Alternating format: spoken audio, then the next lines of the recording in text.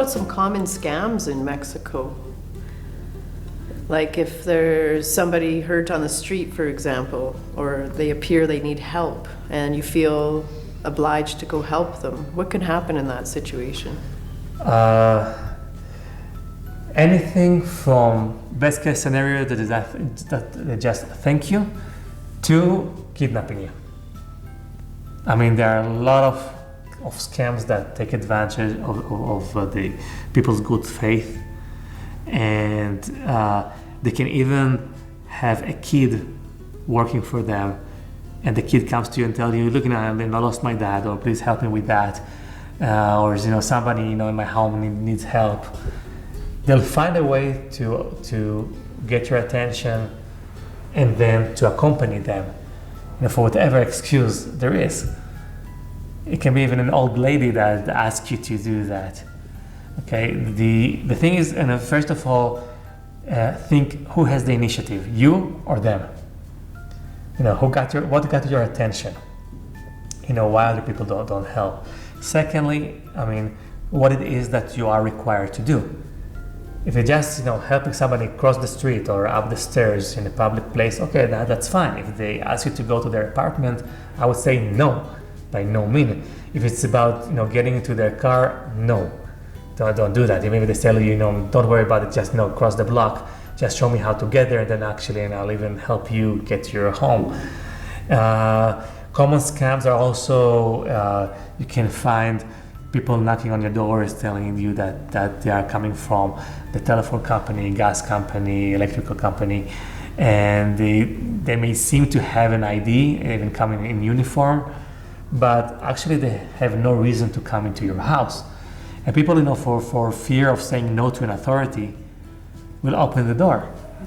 Other common scams are those that you'll find on your cell phone or even in your email, that you want something and just have to call that number to verify that what you are, to pick up your price. And that's very, very common in Mexico. And the risk is not just that they will not give you the money, but actually they will extort more information about your life and even ends up threatening you. Mm-hmm. Okay, in some cases the number you call might help them even hack to your phone, right? And so then cloning your phone, and then get even more information, about you. Finding out who your family is on Facebook and everything. Exactly. So don't open links. Well, not only Facebook. Anything. About your contact list, about your work. Right now, the phone is like a computer, even far more than that. You can learn almost about the whole life of a person and his personality, from the information that is stored on the phone. Other scams, you mentioned Facebook, social media is also used for that. Between the fake news, there are also some other scams that try to attract your attention. First of all, get you to approve them as a friend, and then they learn more about you. Or simply, if they see any information about you, they can use it to contact you and then make threats. They can track you down. Dating services, dating websites, but also similar things done in apps and cellular apps and also in Facebook. Mm-hmm. It might not seem as the person wants to date you, even just to be friends with you. And if it happens that you live in the same area, they might want to set up a meeting, and then you don't know where things are going to go, from there forward. So any strange contact that you can come, with people, you have to be skeptical about it. Even if you see somebody being kidnapped, being murdered, in trouble, you have to be careful from that. It might be a scam, it might be a real thing that somebody is in trouble, but once you get involved, you'll get into the same trouble, if not even more. Mm-hmm. Other scams are more like gentle ones. When you come to negotiate prices, mm-hmm. When you buy something, on the street or in some stores, again, they will profile you. They'll see, how they can get more money, from you. You might feel that you are being scammed when actually it's part of the culture. When you buy something on the street and then it turns out that it's not of a good quality or it doesn't work. Something someone else returned, Yeah, like a light bulb, and yeah, that doesn't work. yeah, or batteries. You might see it, in the package. It's all new. Even headphones, CDs, whatever. They sell on the streets. It might look, brand new. It doesn't mean that it's stolen. Doesn't mean that it would not have the quality that you would expect. Whether it's illegal or not, let's leave it for the authorities. For some reason, they don't close these places. So in Mexico, it's considered to be part of the service. People know that when you pay for something that looks expensive, but you pay only like 20 pesos for that, it's a gamble. Mm-hmm. Sometimes it's worthwhile. Sometimes you get exactly what you want, what you expected. Sometimes not. In some places, they're sufficiently honest that you can go back and complain, and then they'll give you another thing. But also, be careful about that. Know with whom you're dealing with. You also have to be very careful. We're going to a different area that's not about scamming, but about the interaction with people. When you complain, even if you have an accident, you get out of the car, you want to exchange information with the other person, or you just want to go to anyone to complain. It can turn out to be very violent in seconds.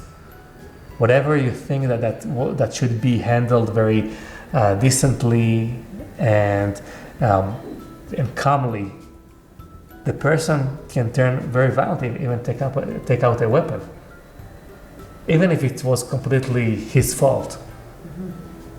And that can turn into murder. Now forget about just having a bad experience. So you have to be careful with any kind of confrontation. And the reason that it is happening nowadays is because we see the impunity from the government, and that they're really they don't go after criminals, they don't go after bad behaviors. Every bad behavior can be resolved with money, but usually you have nobody to complain to, so people feel very confident to act violent and do whatever they want because there are no consequences to their actions. And that's the thing about okay, you've been scammed. Take it as again, an unwanted incident. Thank God that they didn't steal more money from you. They didn't ruin your life, that you didn't get into a lot of trouble. But don't go looking for those people. And you don't have to take it all the way to Profeco and make a big deal out of it. No, not to Profeco, not to the public ministry, not to the police. Profeco is good for other kind of stuff. Now, another type of scams that happens is what's called virtual extortion or virtual kidnapping.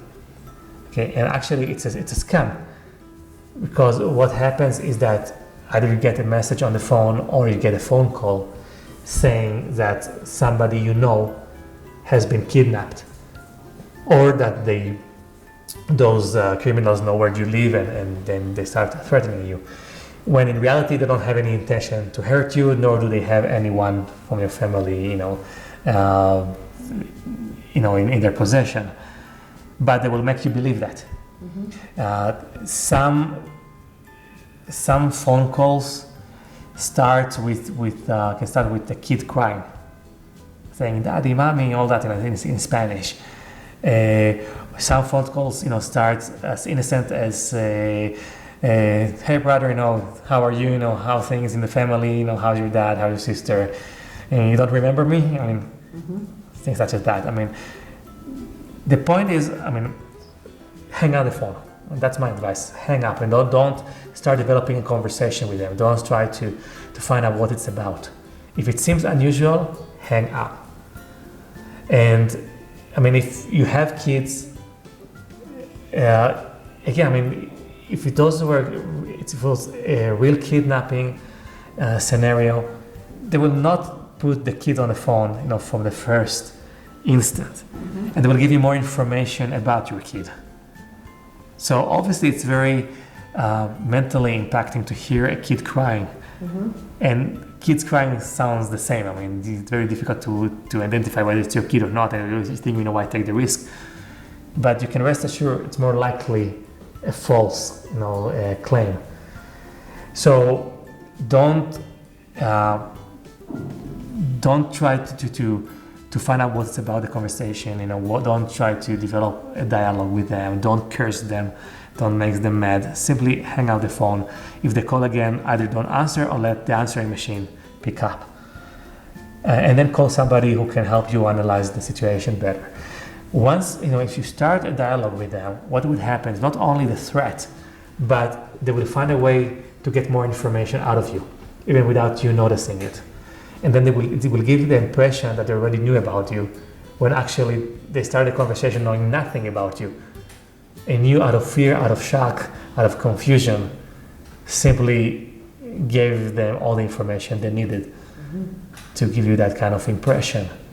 And, these criminals goes by trial and error. What they do, they call a large amount of people. I mean, they can get their phone number from everywhere. Even our cell phone number, as much as we think that it's private, it's really, floating around everywhere. We put it in the websites, to register. We give it to friends. We put it. We just publicize it as if it was like an old regular phone number. So there are many ways that they can get a hold of that. I mean, even from the telephone company, cell service, they can get your number. And what would happen with that is that it gives the impression that they know about you, when actually they don't. Okay, and so be careful with that. I mean, don't get overly excited. I mean, it happens even to the best of us. Every now and then, even I get these phone calls, and I just hang out. It's not a matter of finding who they are. Okay, so if they do it, by trial and error, they also get to improve their techniques, and they have many techniques. I mean, the idea is to gain your trust first, get your attention first, and so they can later on manipulate you better. So don't give them that benefit